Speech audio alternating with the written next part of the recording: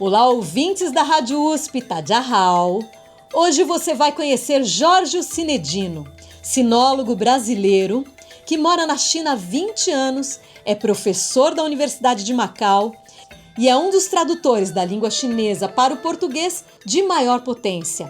Cinedino esteve no Brasil para o encontro de sinologia da Universidade de São Paulo e aproveitou para lançar a sua mais recente tradução, o livro Grito, do escritor chinês Liu Xin. Esse autor, sobre o qual nós já falamos algumas vezes aqui no programa, é muito importante para a China, mas é também reconhecido internacionalmente pelo seu poder de crítica, pela sua ironia e pela sua capacidade de pensar um mundo que estava em grande transformação. Se você quer conhecer a literatura chinesa, Grito, com a tradução de Jorge Cinedino, pode ser uma excelente porta de entrada. Eu sou a jornalista Márcia Carini e convido você a ficar conosco na próxima meia hora, porque eu tenho duas informações que eu só vou contar no finalzinho do programa. A primeira, onde é possível comprar o livro recém-lançado e muitos outros com 50% de desconto. E a segunda, qual será a próxima obra traduzida por Jorge Cinedino, do chinês para o português. Tenho certeza que você vai se surpreender. Cinedino, muito bom ter você aqui na Rádio USP. Na primeira entrevista que fiz com você, ficamos quase 2 horas conversando e agora estou frente a frente contigo, um misto de maravilhamento, um pouco de medo talvez. Não, amizade. Só que agora tenho 30 minutos. Então vamos falar para o nosso ouvinte que nesses 30 minutos eu vou apresentar quem é Cinedino e por que eu tenho tanta admiração pelo seu trabalho. Vamos falar novamente de Liu Xin e vamos falar do livro recém-traduzido, que se chama Grito e foi publicado pela Editora 34. Você está há 20 anos na China. Nesse percurso, longe do Brasil por todo esse tempo, como é que você volta agora à Universidade de São Paulo e reencontra um cenário no encontro de sinologia? Sim. Tantos interessados sobre China. Sim. Pessoalmente é muito gratificante, né? Eu fui para a China e permaneci lá por um interesse e curiosidades pessoais. Eu faço esse trabalho que realmente é uma coisa que é interessante para mim, né? Eu gostaria de compreender a China desde os seus alicerces, né? E 20 anos depois, né, eu venho à Universidade de São Paulo participar desse evento e eu vejo que há 100 pessoas inscritas, eu vejo que a qualidade das apresentações é muito boa, eu vejo que a China hoje desperta uma gama de interesses, né, que não se limita a aspectos mais utilitários das relações com o Brasil. Nós estamos vendo pessoas interessadas em cinema, em literatura, em pintura, em todas as dimensões das humanidades, né? Claro, ciências sociais, direito, economia, todos os ramos do conhecimento hoje nós já temos pessoas interessadas em fazendo trabalho nessas áreas. Eu vejo isso, eu me sinto muito contente e eu acho que é gratificante, né? Saber que eu estou participando desse processo de criação de uma sinologia em português no Brasil. Nós já falamos aqui no programa sobre o Liu Xin. Por que é importante conhecer esse autor? Quando Liu Xin morreu, né, em 1936, durante o enterro, né, você teve um cortejo fúnebre em que estavam representados ali os luminares da cultura chinesa, né, os novos talentos da literatura, e eles colocaram sob o caixão de Liu Xin uma bandeira de seda escrito Alma da Nação. Então, essa é um pouco a visão que os chineses tinham em 1936. E em 1940, Mao Tse-tung, que foi o primeiro líder, né, da nova China, ele disse que Liu Xin era o grande herói da nova cultura chinesa. Por que conhecer Liu Xin? Porque Liu Xin é uma pessoa fundamental nesse processo de transformação da China, né, da China tradicional, que tinha um regime imperial, né, para a nova China, que é organizada como uma república, né, governada pelo Partido Comunista. E ele é visto como uma espécie de profeta, né, do que a nova China ela deve se tornar, né, para resolver os problemas que existiam na antiguidade, na etapa imperial. Essa é a visão oficial, né?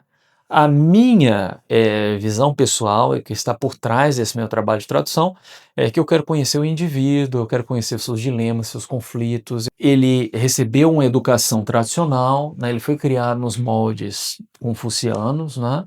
Mas ele pertenceu à primeira geração aí de estudar no exterior. Ele foi para o Japão e esse processo, né, de choque de paradigmas, né, a China tradicional com os países estrangeiros, a modernidade dos países estrangeiros, produziu uma literatura muito interessante. Eu espero que nós conheçamos esses dois lados, o Lu Xun como símbolo cultural e o Lu Xun como um indivíduo que viveu numa época conturbada, numa época complicada, mas que se não houvesse ela, nós não teríamos essa literatura. É muito comum que se faça comparações quando a gente quer explicar algo. Pois é. E aí temos uma comparação clássica. Pois é. Que você já sabe qual é. Sei. Machado de Assis ou Mário de Andrade, né? Também. Pois é. Luciano Machado de Assis, eu acho que essa comparação é muito legal, né? Mas Luciano, ele viveu no momento em que o chinês está perguntando quem somos nós. Eu acho que nós tivemos no Brasil, na nossa Semana de Arte Moderna, nós tivemos, antes e depois da Semana de Arte Moderna, nós tivemos por exemplo, Ronald Carvalho, né, Mário de Andrade, Gilberto Freire, todo esse processo, né, Sérgio Buarque de Holanda, você está perguntando qual é o nosso Brasil. Eu não acho que nós temos uma figura que seja uma comparação perfeita com o Luciano, mas eu acho que essa época é uma época em que o Brasil, né, sem ter entrado em guerras, ele também estava num processo de busca de si próprio, né, de entender qual é o nosso sentido como nação.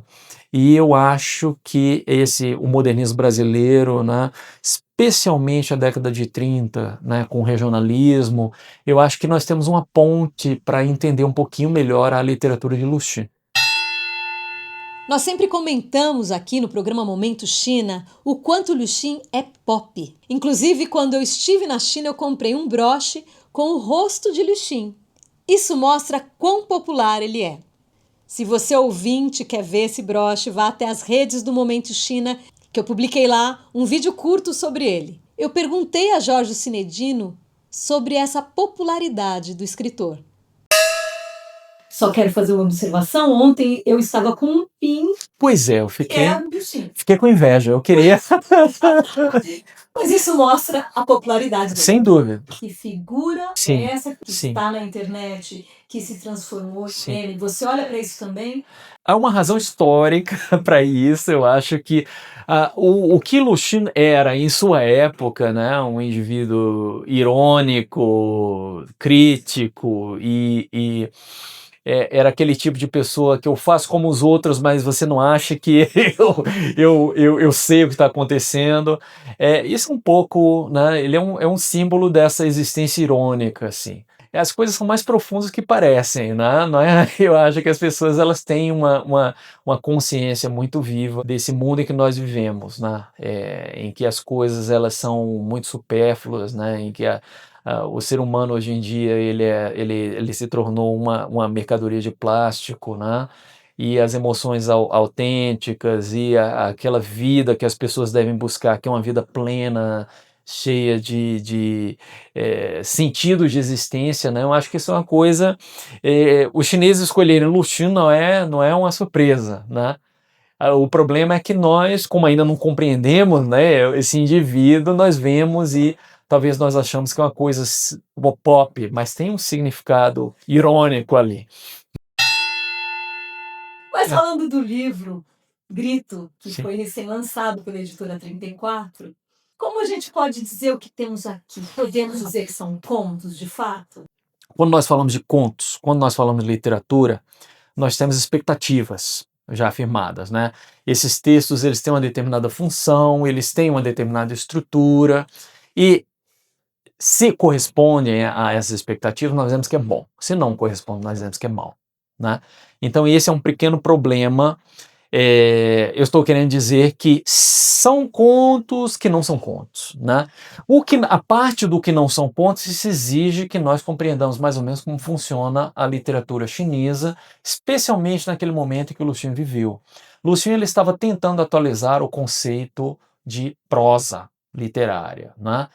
Então, quando eu desenhei mais ou menos esse projeto, né, especificamente com relação a técnicas de tradução, eu utilizei um método tal que, se você ler essa minha tradução, você vai achar, são contos, né? Justamente tentei resolver esse descompasso entre texto, características originais do texto e as expectativas que iriam recair sobre ele. Mas nesse momento em que nós estamos, eu acho que o principal é fazer com que os nossos leitores gostem primeiro desses textos, né? Aprovem, achem interessantes. Quando o Lu Xun é irônico, as pessoas apreciam a ironia. Quando ele tem um senso de humor, que as pessoas riam, que as pessoas se sintam ultrajadas por determinadas coisas que ele escreve, né? Que ele é muito forte às vezes em suas posições, às vezes ele é extremamente labiríntico. Então é importante que as pessoas gozem desse processo de leitura, né? Então são contos, tá? Eu não quero mais esse rótulo, né? Você comprou o livro, você está lendo, esqueça os rótulos e tente tirar suas próprias conclusões.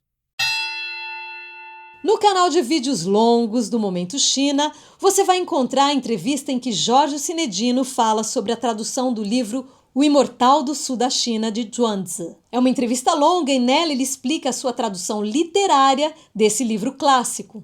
No caso de Grito, de Lu Xun, ele chamou a sua tradução de dramatizada. Então eu perguntei o que isso queria dizer.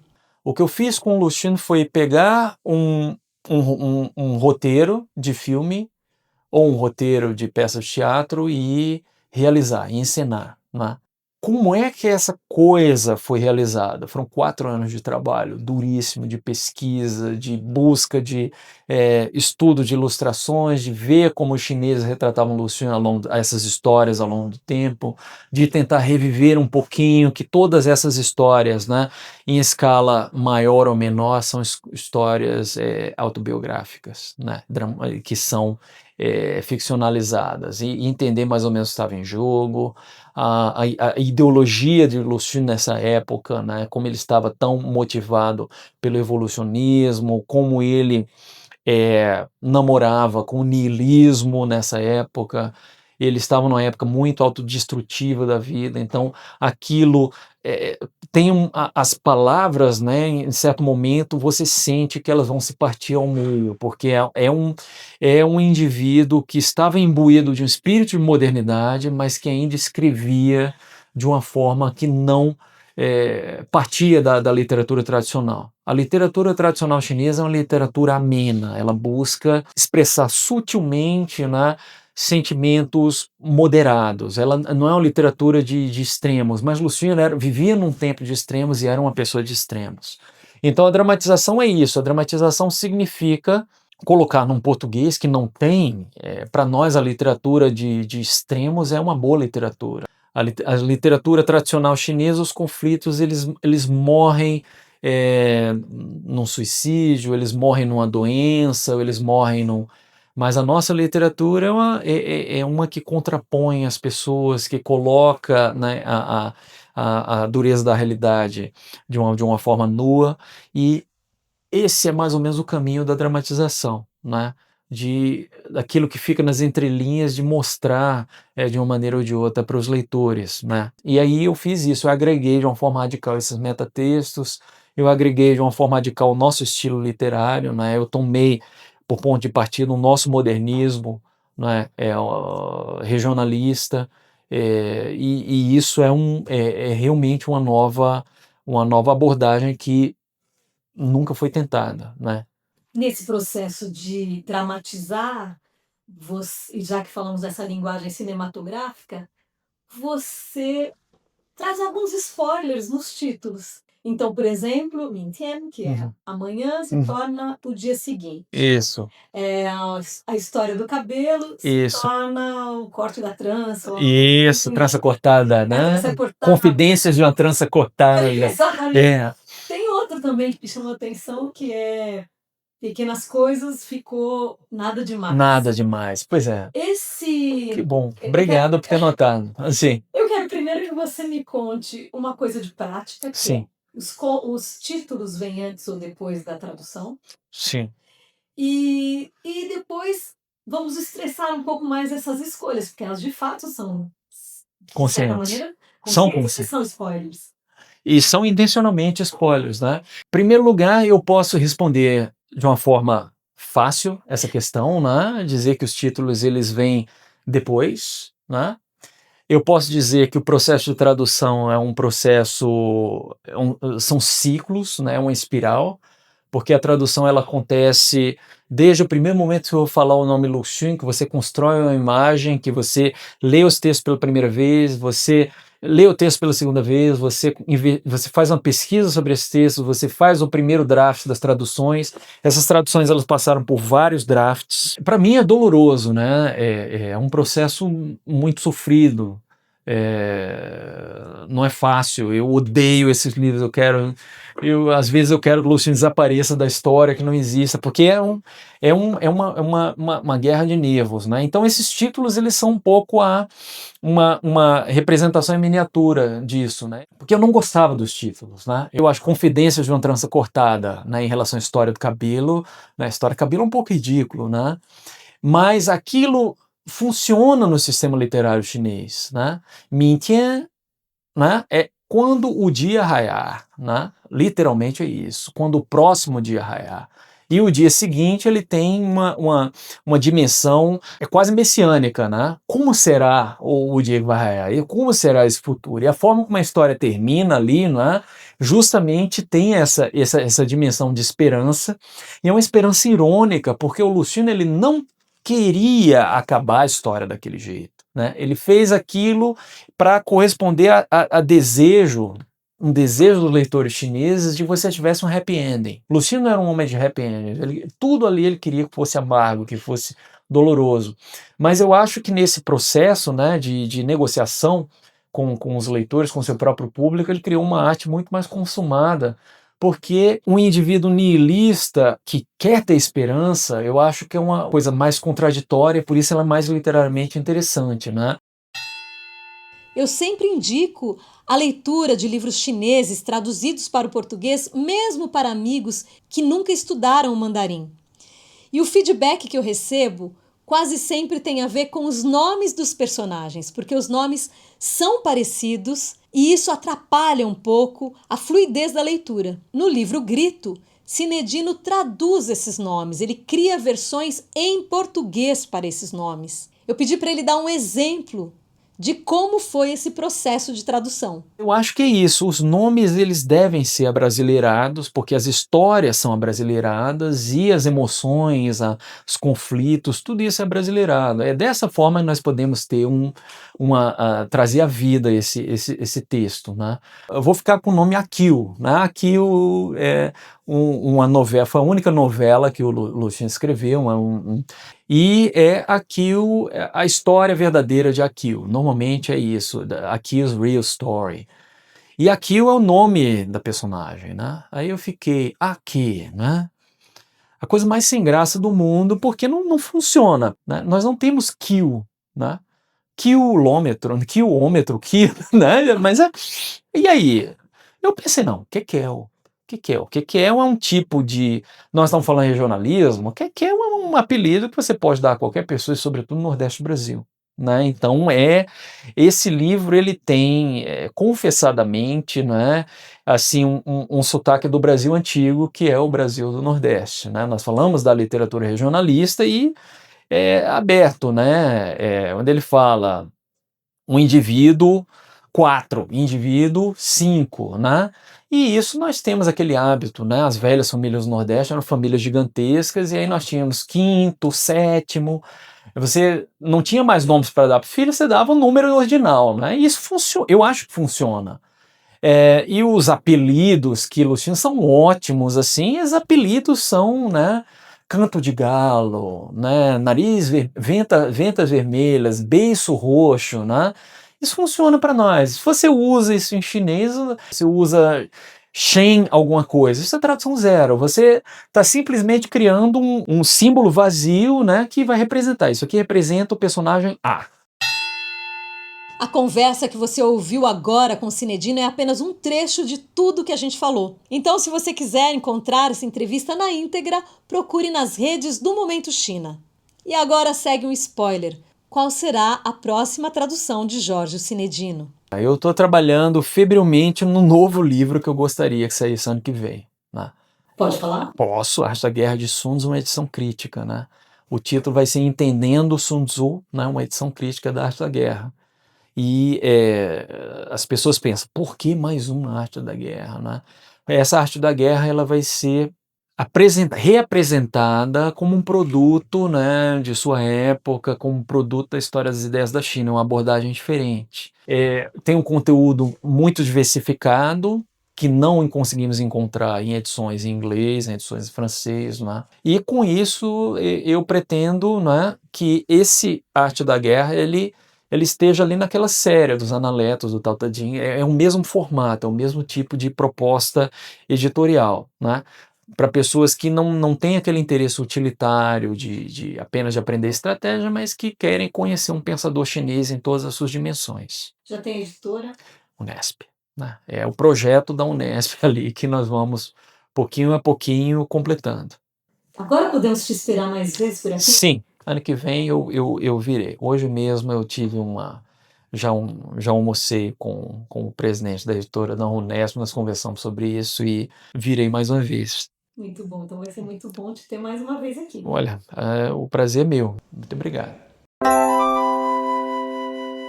E agora eu converso com o editor Danilo Hora, da editora 34. Essa editora é muito conhecida pelas traduções dos escritores russos e agora ganha um livro chinês. Eu fiquei curiosa para saber como foi essa história. Nós estamos muito acostumados a ler as traduções do russo com a editora 34. É o primeiro livro de escritores chineses que a 34 lança? Sim, é a primeira vez que nós sentamos assim, né, para encarar um desafio desses. Não, a literatura russa também não é fácil, mas a gente tem um catálogo muito maior e a gente está muito mais habituada a ela. Como é que você definiria esse desafio de trazer um livro de um autor chinês? A primeira barreira para nós, assim, obviamente, é a da língua, né?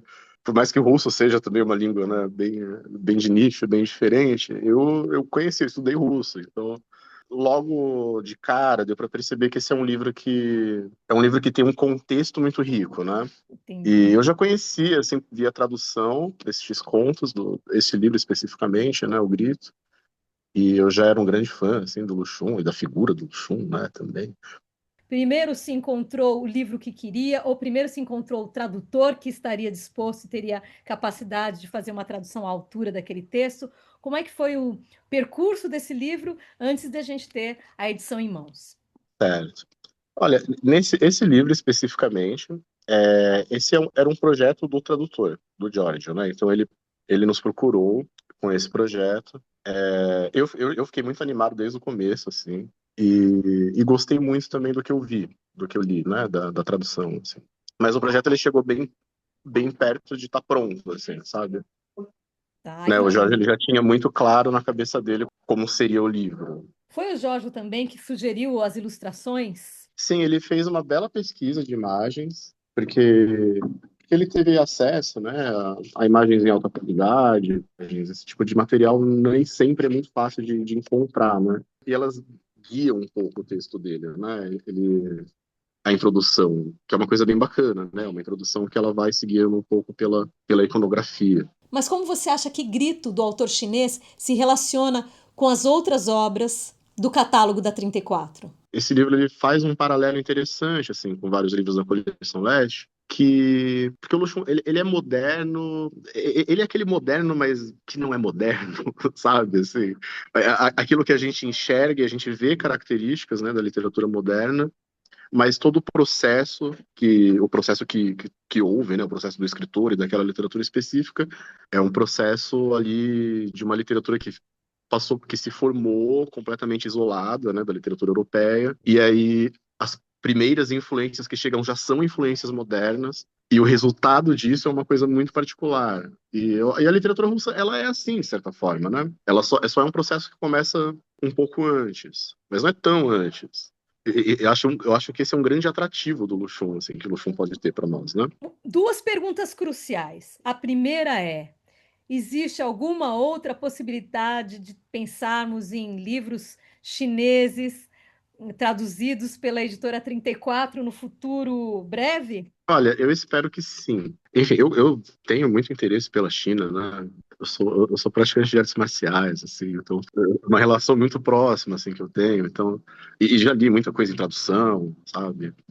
Então, eu fico muito feliz, assim, eu gostaria muito de de criar mais pontes e de publicar mais coisas da China no 34. Agora, a última pergunta, essa é muito crucial. Todos os livros que eu tenho da editora 34 foram comprados na festa do livro da USP.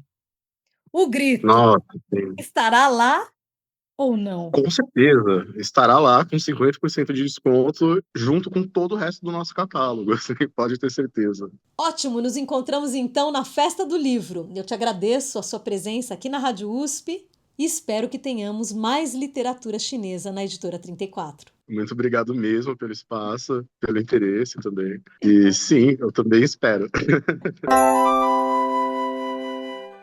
O programa Momento China de hoje fica por aqui. Eu agradeço o apoio técnico de Denis Góes e Nádia Caco e também de Cido Tavares, da Rádio USP. Esse programa pode ser ouvido novamente nos agregadores de podcast e nas páginas do Jornal da USP.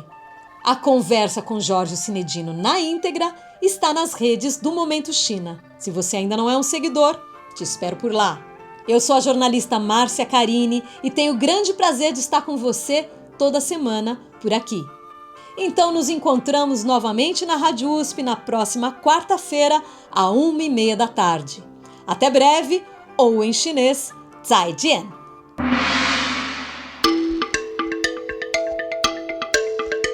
Momento China USP. Tudo que a comunidade USP produz sobre e com a China.